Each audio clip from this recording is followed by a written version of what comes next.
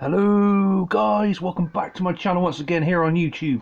Thank you very much for joining me today for this ECW Barely Legal 97 DVD review.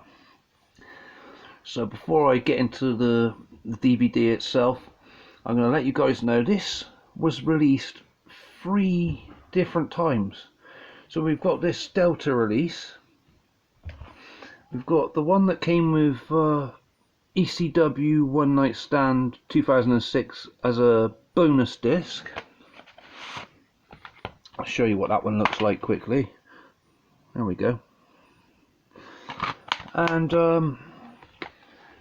RF Video, who obtained the rights to release ECW pay-per-views and the TV series and everything, the weekly show, RF Video, they've also released Barely Legal.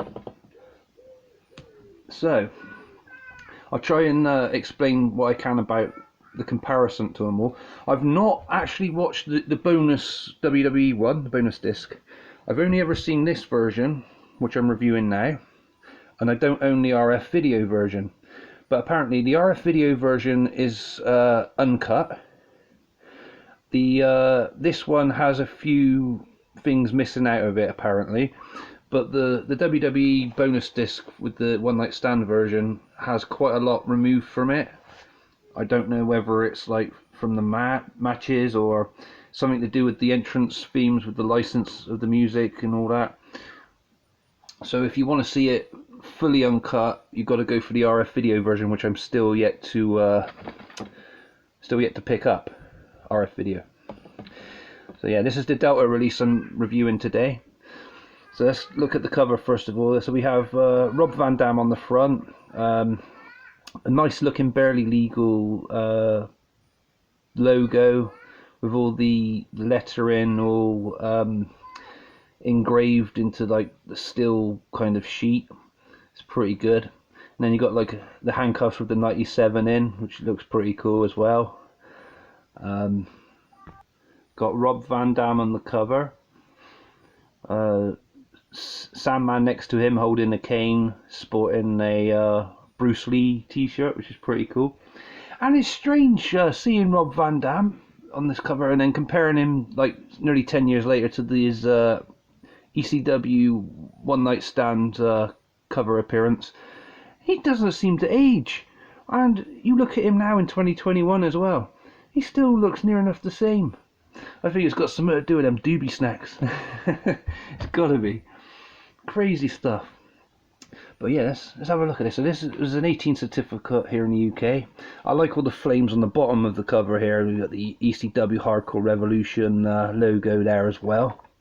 No minors, no exceptions, Extreme Championship Wrestling. Good stuff. So here's the spine. Yeah, both this and the WWE version are both 18 certificates. On the inside, they've done something really smart, which I like. They put the match listing on the inside rather than waste more paper on a pamphlet, which I thought was a very smart idea. And then we got behind the disc, we got just like the ECW Hardcore Revolution logo and all the details to obtain further releases back in the day with the phone number and address, etc. Website. Good stuff. So this had a 160-minute runtime, and as I said already, this is the Delta release.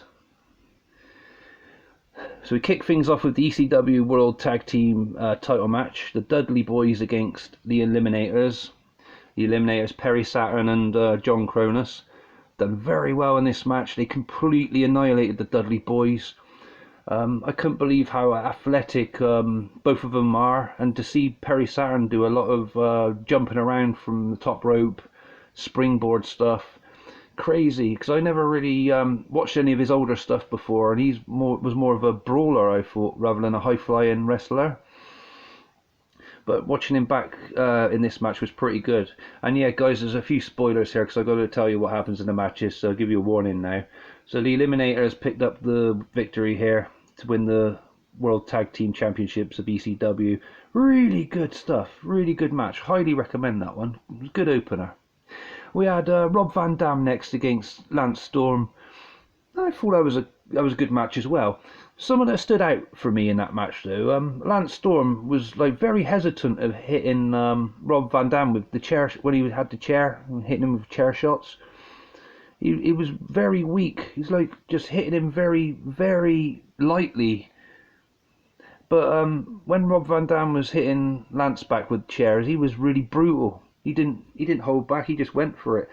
I don't know what the issue was there, with why he'd done that, Lance Storm, but it was a bit of a strange one. Rob Van Dam picked up the victory with the Van Daminator to end a pretty cool match. We had a really awesome match next. We had the Great Suzuki, the Gran Hamada, and the Gran Naniwa against Taka Michinoku, Terry Boy, and Dick Togo. The latter three all sporting the BWO Blue World Order t-shirt, which was pretty funny. But I don't usually like 6-man tags because I feel like there's too many things going on and I'm trying to focus on one thing at once. That's just me though. I'm quite fussy like that. But this one was really cool. I did enjoy this one. I highly recommend this, guys. Check this one out if you get a chance. We had ECW TV title match next. So we had Shane Douglas with Francine versus Pitbull number 2. And Pitbull number 1 was injured after Shane Douglas broke his neck, so Pitbull 2 was out for revenge. And around this time there was a stalker wearing a mask after Shane Douglas, and he said he'd reveal himself and take his mask off if Shane Douglas was to pick up the victory here.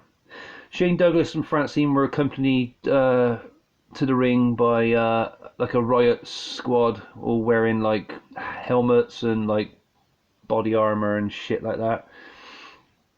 And then they were outside the ring with Francine.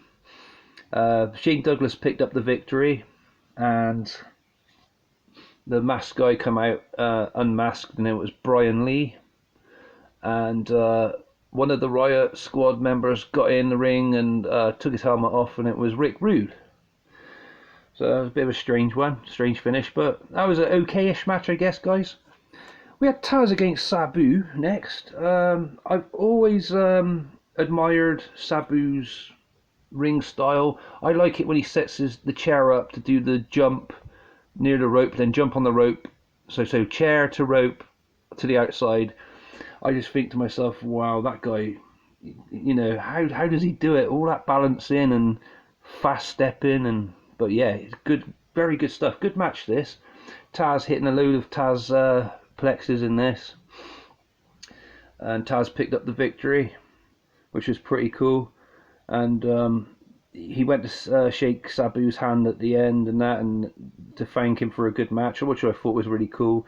But Rob Van Dam came in, and then both Sabu and Rob Van Dam beat the fuck out of Taz, so that was a bit of a downer on that one. And then moving on, we had the ECW World Title Elimination match. Terry Funk versus Sandman versus Stevie Richards. The winner will go on to face Raven. You can already see who that is on there now, guys, but let's cover this match first. So we had Terry Funk and Sandman working together. They got rid of Stevie Richards. Then when it was down to Terry Funk and Sandman, Terry Funk went under the ring and pulled out barbed wire, and he was whipping it all across Sandman's back. It was savage. It was absolutely brutal stuff. I was there like cringing away. Oh my days, that was horrible. But yeah, that was yeah. Anyway, I don't want to think about that anymore. But good stuff. Good match.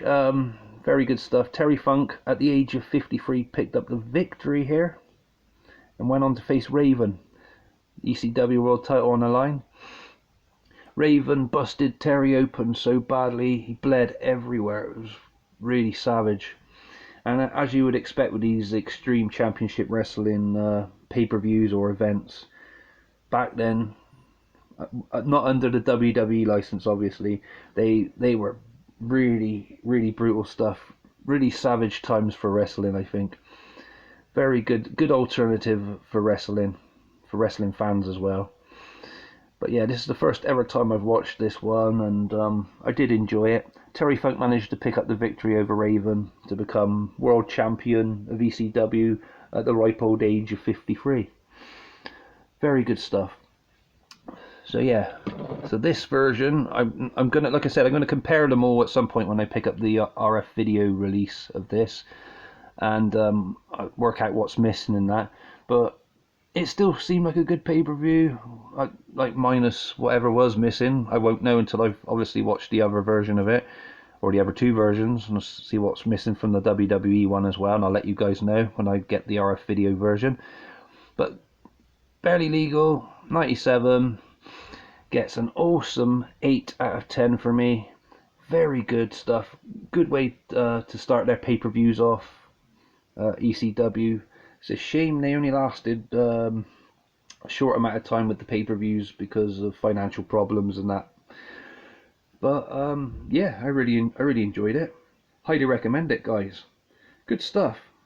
And as I said, I'll let you know about the other versions when I've obtained the RF video one, and I'll watch both that and the WWE one. I don't want to watch them too close together because I'd just be, just be a bit annoying watching the same thing over and over again. But I will take notes and I'll let you know. Well, thank you very much for joining me today, guys. Please feel free to like and subscribe, and drop me a comment below if you collect ECW DVDs or it's something you might be interested in. But I'll give you a bit of a warning, these don't go cheap. No, they don't go cheap, these ECW DVDs, especially these Delta ones. They're like nearly £20 a piece, even though they're like over 20 years old. Some of them, for example, like WrestlePalooza 98, I saw that on eBay, as I need that one for my set at the moment. They wanted 50 quid for it. Absolutely fucking nuts. But anyway, yeah, guys, cheers for joining me today. I hope you enjoyed this review. Always a pleasure to do these kind of videos for you. Take good care of yourselves, guys. Peace.